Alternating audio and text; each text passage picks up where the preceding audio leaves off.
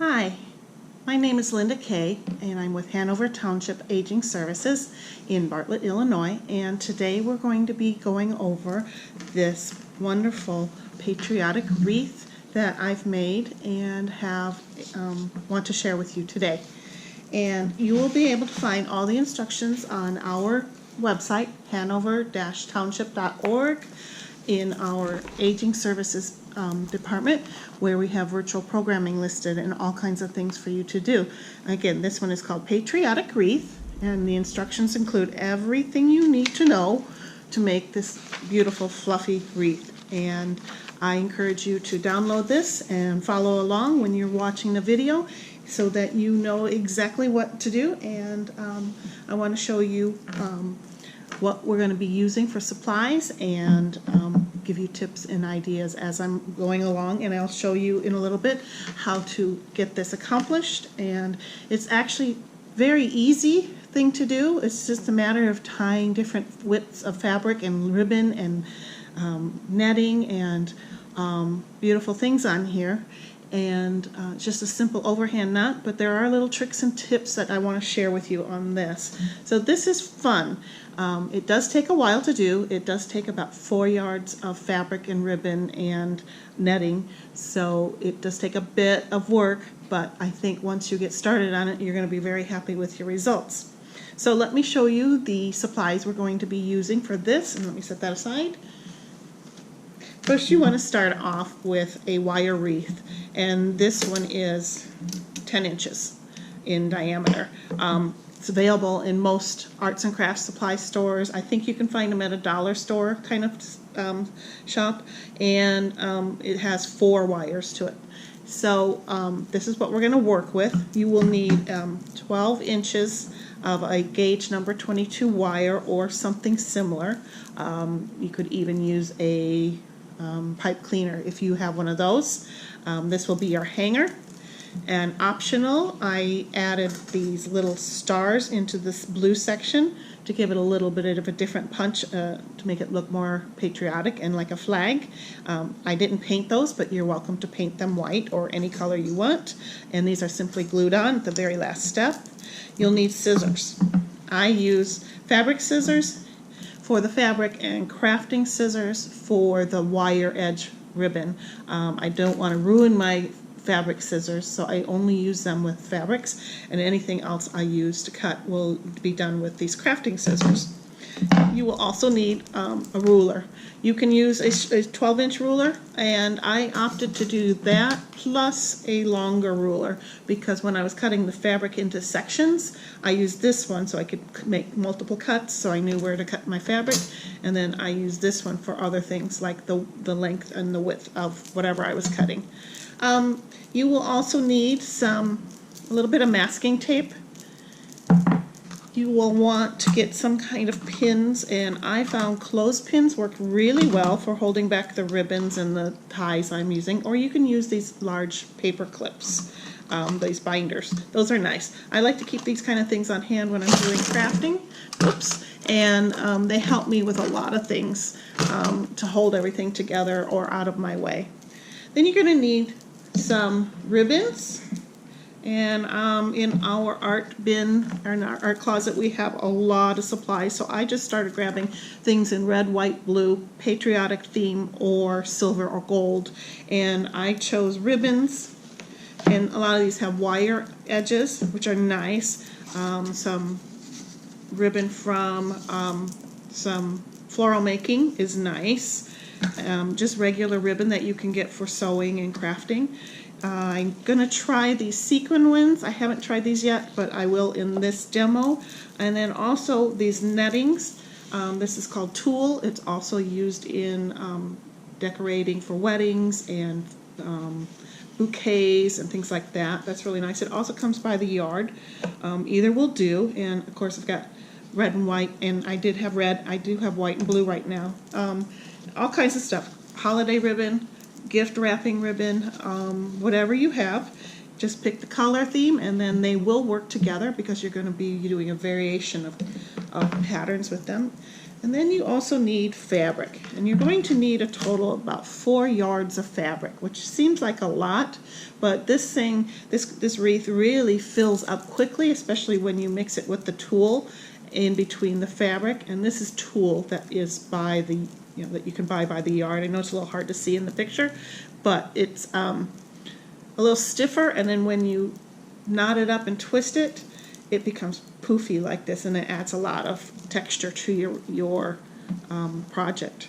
So what you're going to do is pick out different fabrics. You don't want anything too thick. Upholstery fabric probably wouldn't work, but I found a tablecloth that we were no longer using, and I cut that up.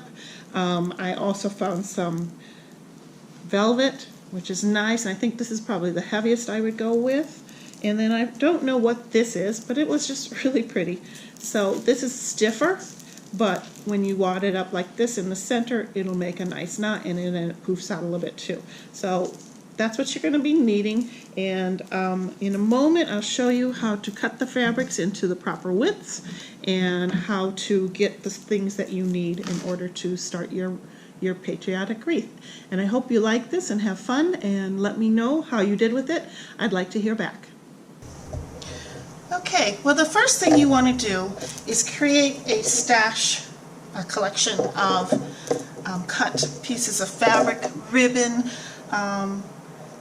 the netting, whatever you want to work with, and I put them in color order: blues, whites, reds, and metallics.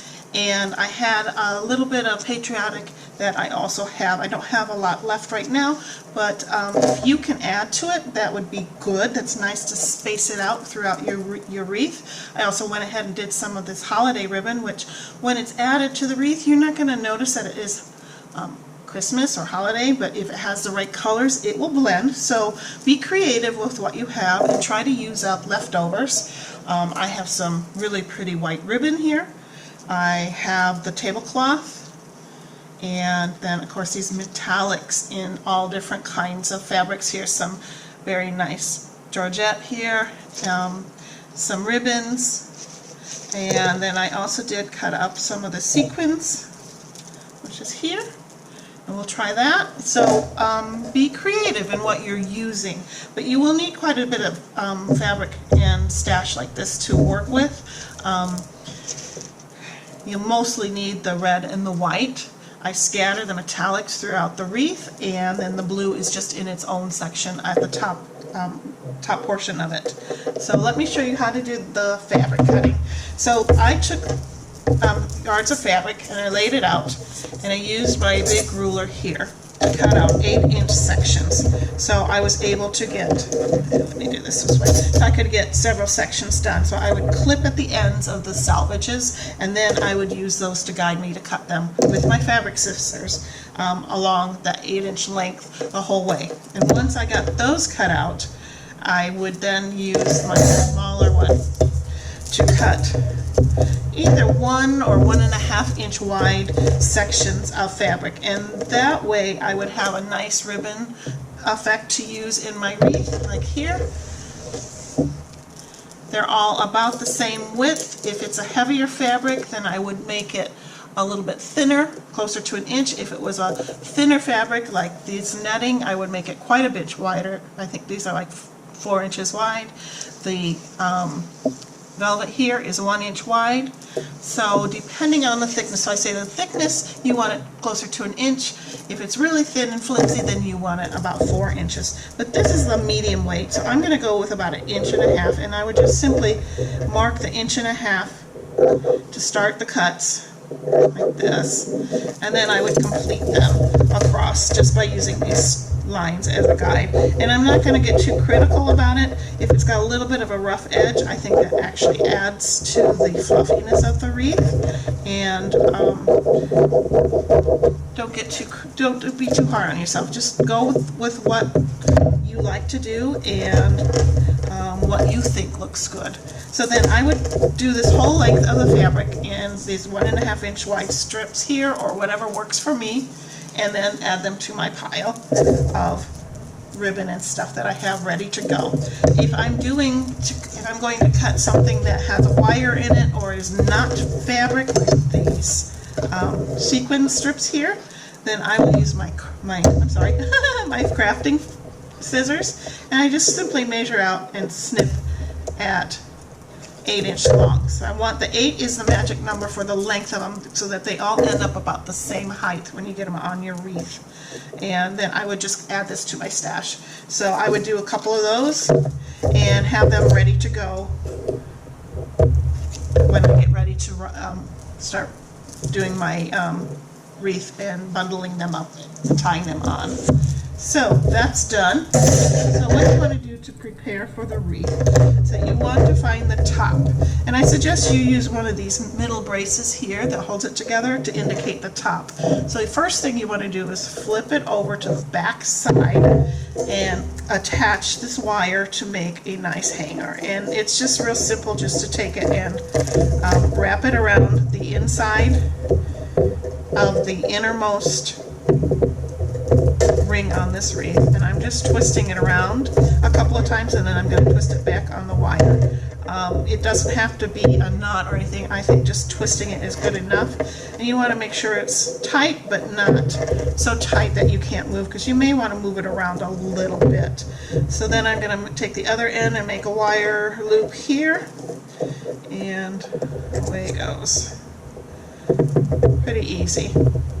So when you are tying the ribbons and the fabric onto your wire base, you want to make sure that you remember to keep this spaced out a little bit when you're putting the fabrics on. And I'll show you how to do that when we get to that point. That's simple. So now I've got it on here. I'm not too worried about it. I can take my crafting scissors and just clip the ends. If you have wire cutters, that might be nice too, but not necessarily. It's thin enough wire that it's not gonna be hard to cut. So there's my wire hanger. So I can hang it up like that. Then I want to turn it back over, and on this wreath I think you'll notice that it has a blue field and the rest of it is red and white. So I want to indicate with my masking tape where that blue field is, so I can have guidelines where I'm going to put the blue, and by doing that I use this masking tape and I leave it on there. I don't take it off. I just need little bits just to indicate. So here at the top I'll know that this here is my blue section from this point, and then I'm going to go down to say 9 o'clock on the clock here, about here, 1/4 of the wreath, and indicate the other side of my blue section. So anything between these two pieces of tape will be in blue. The rest of it will be red and white stripes or variegated, whichever you choose to do. So let's start with the blues. I'm just going to grab my fabrics and start with the blues. And I'm going to start with a medium weight fabric. I'm going to go ahead with these blue strips that I just cut. And you're going to tie it with a very simple knot. So I'm going to start on the outer rim and work my way to the inner. So I'm just going to take and do a simple hand over knot, the kind of knot you would use to start on a pair of shoes or something. So I'm going to overhand knot, and I'm going to pull it gently. And it doesn't have to be super tight. You do not need to do a double knot. This is just good enough. And then I'm just going to slide this, and it's going to slide over my tape.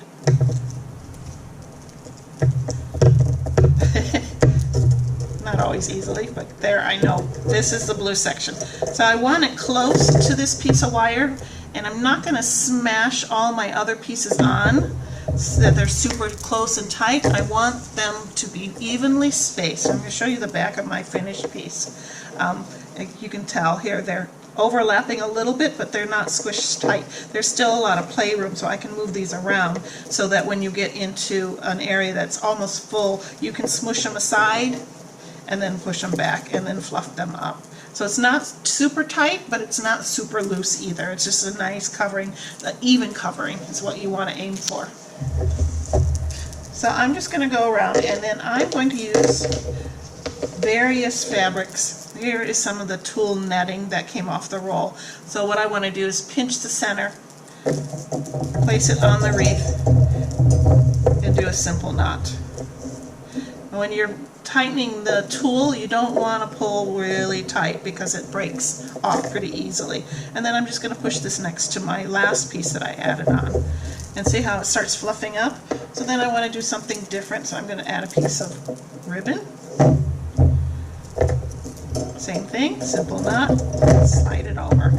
And that's all it is. That's all you need to do is just tie knots and slide them over. Here's a pretty piece of stretchy fabric. Tie that one on. This. And see how I've slid them next to each other? I'm not smushing them tight. I'm letting them fall where they may and making sure that they touch but not crowded. And then I'm going to add something else. So let me add a piece of this metallic ribbon. So this is wide, so I'm going to take and squish it in the middle. Anytime you have something that's a little bit wider or a little bit stiffer, it's good to pinch it in the middle before you tie it. That way it leaves the ends fluffy and the center will knot better for you and it won't be such a struggle. You might have to coax it down a little bit.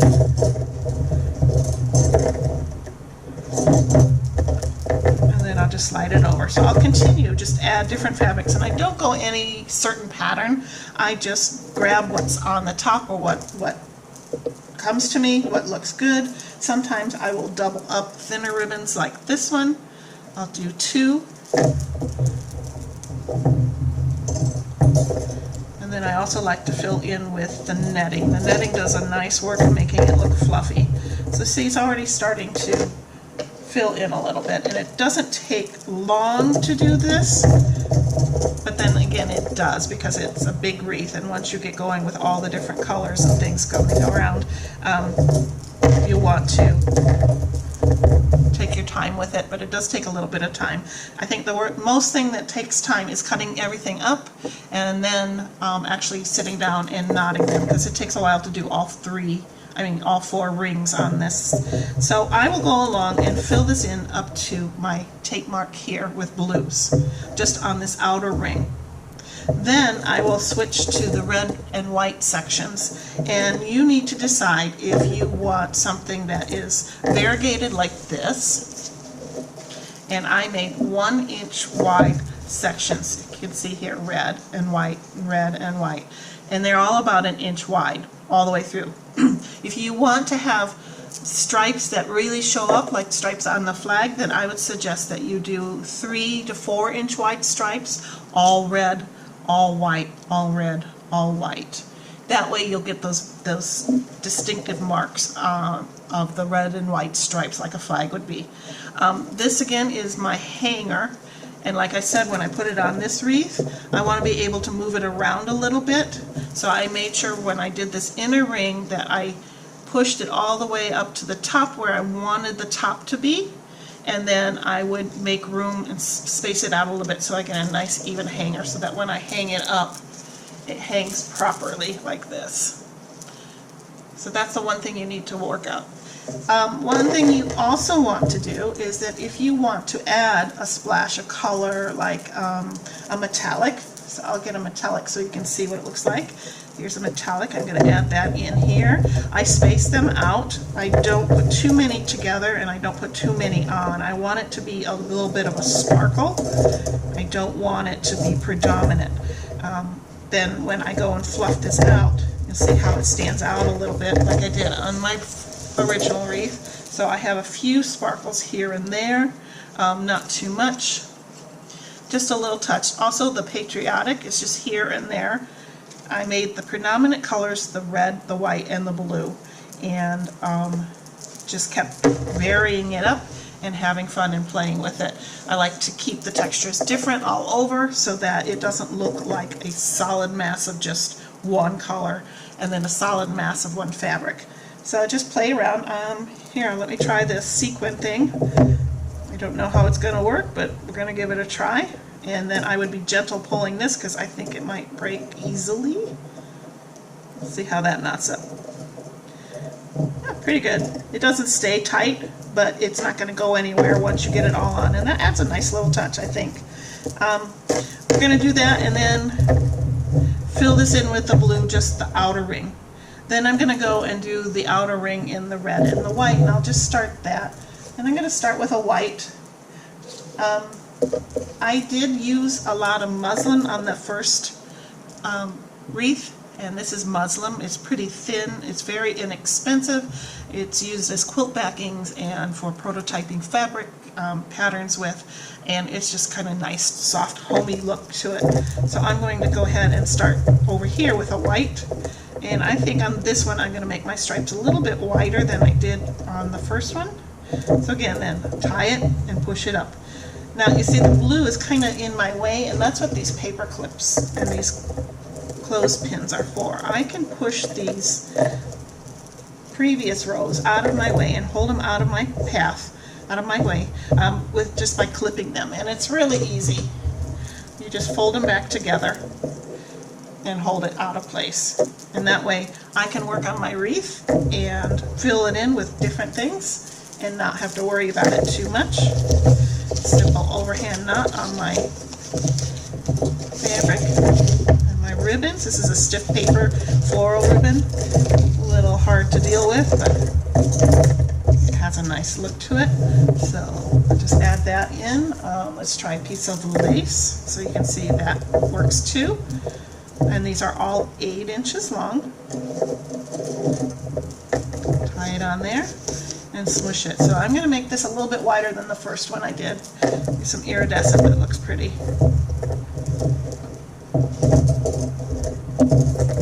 And not hard at all. I think the hardest decision is what goes next. What are you going to put on there next? This is a little bit of the netting, and I left it about 4 inches wide because I want it nice and fluffy.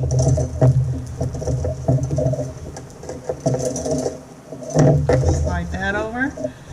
And then just keep going. So here's another piece of muslin. I think I need to add something else in it. There's that. Let's see. I have some ribbons. This narrow ribbon. I can add 2 at a time, which I think gives it a nice texture. So be creative and have fun with this. So you can see that's going on there like that. So on the back side, that's not quite 3 inches, so maybe I need 1 more piece. And then I could add the white. So let me add a different kind of tool. This is a little bit thicker looking or chunky looking. So I vary up the textures, the color. These are not all pure white, but they do work together when it's completed. So now I want to add the red, and I'm just going to use a clothespin to clip them out of my way. And I'll start with the red. Here is that tablecloth cover that I cut up, and it's a little bit stiff. The stiffer ones you have to coax them a little more and add it in, and away I go. So here's a piece of ribbon.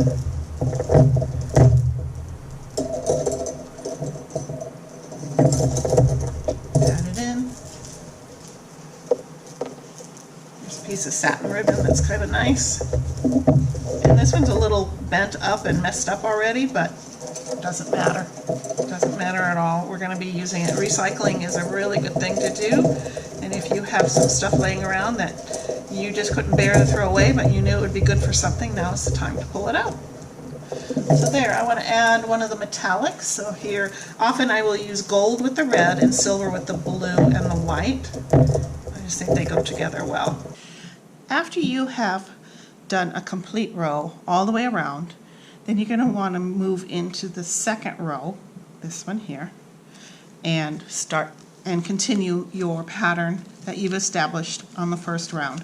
So what you will want to do is to push these ribbons away, out of your way, like we did before, just to make sure that they don't get tangled up in what you're doing. And if you don't have enough clothespins or clips to go all the way around, it's fine. You can just move them over as you move along.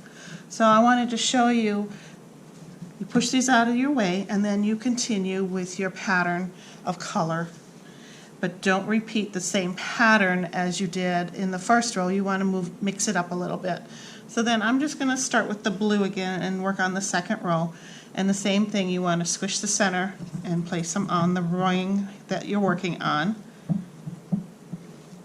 knot it, and then push it down here to match up this pattern. So all of these this area here will be all blues, and I'll just go through and add blue to this second row. And again, I'm pushing them together, but not too tightly, just so they sit there, just sit there. They're not going to be squished and they're not going to be too far apart. You want a nice full look to your wreath, but you don't want it so tight that things can't move and you have a hard time. Like when you get to this area here where the reinforcement wire is, you want to be able to get things in there, so you'll have to move them around a little bit. But that's how you're going to work the second, the third, and the fourth row. Work your way across with your patterns of colors and add in different things. Hold on, I'm just grabbing some colors here to mix it up a little bit, and every time I grab one I see one I had just used in the row before. So here, let's put a piece of ribbon here. This is the florist type ribbon for wreaths and things like that. I squish it. So that way I will build up row after row after row, and these are out of my way, and these I can work on the next second row. You'll do that throughout the whole wreath. So when I'm done with the second row, I'll move these pins. I'll take one from before I used and just move it up to the next row, and that will keep it out of my way. So continue working around, create your patterns. Remember, with the red and white striping, you want to keep them fairly consistent. It will narrow a little bit as you get to the inner rows, and it'll create a nice fluffy wreath for you. So I want to show you what to do after you get them completely filled in. So on the back side, it's going to look like this, where there's some play in the ribbon, but they're not super tight. I'm going to push all my ribbon ends to the front. If they're sticking through the back side, I just poke them through with my fingers, like that. Here's one poking through here. I just poke it back to the front. And then I'm going to flip it back over and look it over, and then I'm going to shake it really hard. Actually, upside down works best. So I'll do that. This way, I've got everything starting to fluff out on its own. I'm going to take the wire ribbon and straighten it out so that it shows up to its best advantage. Straighten out things. I'm going to fluff them like this. I'm going to remove any threads that are raveled if I don't want that. There might be like stray fibers here and there like that. Just pull those out and toss them out. Then if I want to trim any of the pieces that look a little bit too long, I'll just take my scissors and clip them off like that. Pretty easy. And just make sure that each ribbon is showing to its best advantage. I wanted to show you how I added metallics. Metallics, I like to put silver with the cool colors like white and blue, and gold with the warm color red. So here's some metallics spaced out here and there. I did add both to the blue area. Here's some silver metallic and gold. Because this was a blue ribbon with gold edging, I went ahead and put it in there. Just scatter them a bit and fluff them up, and then you've got a nice fluffy wreath. And then the very last thing is I took the wooden stars. I didn't paint these, I just thought they were nice the way they were. It went really well with the muslin here. So I just took glue and put them on the back and attached them to pieces of the wreath where I thought they looked nice, and just squished them down. It took about an hour or so for the glue to dry. I did use tacky glue, which is nice. You can also use Elmer's type school glue. That will work too. And you can display this on your door, on a wall in your home or outside. I don't think it will weather really well, but why not put it out for special events like parties or barbecues or things like that. And I hope you enjoy working on this project. Again, you can find all the directions on our website right here, hanovertownship.org, in the virtual program listing. This one is Patriotic Wreath again, and I would sure like to see what you create or hear from you. My phone number and email is on the instructions, and I think it's a good, worthwhile project to do. Let me know how you do, and I look forward to hearing back from you. And happy holidays.